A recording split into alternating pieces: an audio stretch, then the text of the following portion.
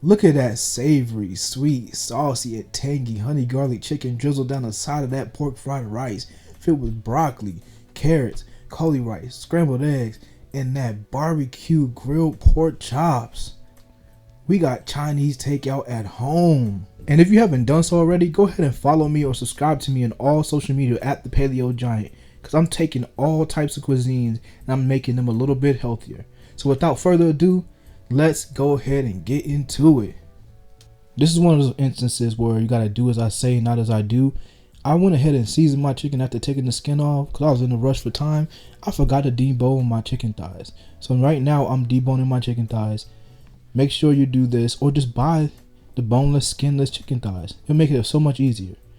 After you've deboned them, you're gonna take them and cut them into about approximately a 1 inch or a ½ inch thickness lengthwise, and then you're going to cut it into either thirds or fourths widthwise, because when you cook it, it will shrink and you don't want tiny hard pieces in your food.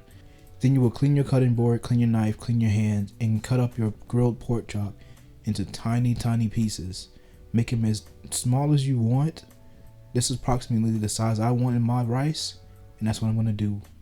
Next, you'll throw your chicken pieces into a convection oven at 375 for 15 minutes, or an air fryer at 375 until the internal temperature of your chicken reaches 165. Next, we're going to go ahead and scramble up some eggs. Now, these eggs that we have in this bowl that I'm scrambling up are eggs from my own chickens that I raised from babies. So you're going to do a hard scramble on these eggs. When I eat morning food, I normally like to have a soft scramble. But for the case of fried rice, you're going to want to have this as a really hard scramble so that it has a little bit more texture and holds up better to the mixture that it's about to go into. I'm going to add your cauliflower rice. God dang, okay. Add your cauliflower rice without the plastic. I used 2 bags in my cauliflower rice. Dang, almost dropped the second bag. Okay, add your cauliflower rice into your skillet without adding the plastic. Then you're going to smooth this out flat so that it can release the moisture so it can get to the rice-like texture. Again, this is one of those instances where you gotta do as I say, not as I do. My G-Ma used to get on to me so much about leaving my cooking utensils inside of my pans as I cooked. I miss her so much. And don't be racist. Go ahead and add some MSG into your cauliflower rice. That study that they did back in the day was super racist. So I'm gonna add some MSG. I'm gonna add a little bit of salt because I'm not trying to go crazy. I'm gonna add some pepper. I'm going to mix this in as good as possible. And now that our cauliflower rice is not all clumped together, you see that texture? It's like rice-like. We're going to be able to go ahead and add in our egg, our carrots, our broccoli. Those are for color because we got a lot of vegetables with the cauliflower rice. But then we're going to add the smoky barbecue grilled pork chop pieces that we cut up earlier. And last, we're going to add our soy sauce replacement. This is coconut aminos.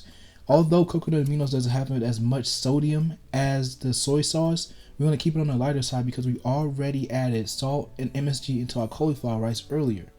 Now remember all that moisture that was released from the cauliflower rice in the beginning of the cook? It's going to reabsorb the coconut aminos, adding that flavor into the rice. And I got a question for everybody. Can you consider yourself a cook if you don't taste your food? Let me know what you think down in the comments. Anywho, let's move on to our honey garlic glaze. Alright, so of course, as the name implies, you need honey. Put enough in your saucepan to coat the bottom. Then you're going to add some garlic cloves. I use about 4 to 6 of them thinly chopped because I like garlic and I like onions. Anyways, then you're going to add a slurry of tapioca starch. Now this doesn't add any flavor to it, but it helps with making the sauce very glossy and thick when it gets onto the chicken. Listen, you gotta trust the process. I know this doesn't look like the sauce that you saw in the beginning, but trust me, once you pour it over your chicken and let it cool down just a bit, then you'll get that thick, dark, glossy, sticky glaze over your chicken. Just give it a little bit of time. Trust me. Look at that. That look delicioso. I want to thank you so much if you got to the end of this video. I really appreciate you taking time to watch me cook. And if you haven't done so already, go ahead and like, comment, subscribe, or follow me on all social media at the Paleo Giant. This is my road to 1 million followers, and that will help me out so much. So until next time, I'm about to eat.